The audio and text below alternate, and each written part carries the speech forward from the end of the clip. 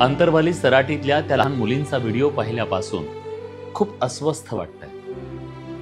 कदाचित तुमची ही तीच भावना असेल।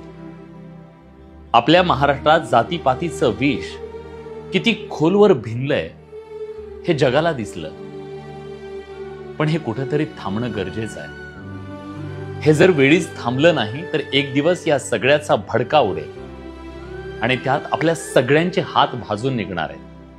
केवळ आपलेच नाही तर आपल्या येणाऱ्या पिढ्या सुद्धा त्यात होरपळून निघतील मित्र।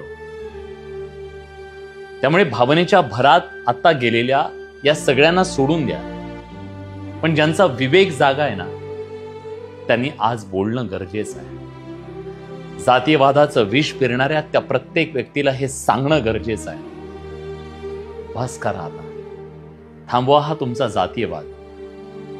आत्ता कुठं माणसं पोटा पाण्याला लागली आहेत, त्यांना उद्ध्वस्त करण्याचा, त्यांना बेचिराग करण्याचा, या समाजाची वीण विस्कटण्याचा तुम्हाला कुठलाच अधिकार नाहीये।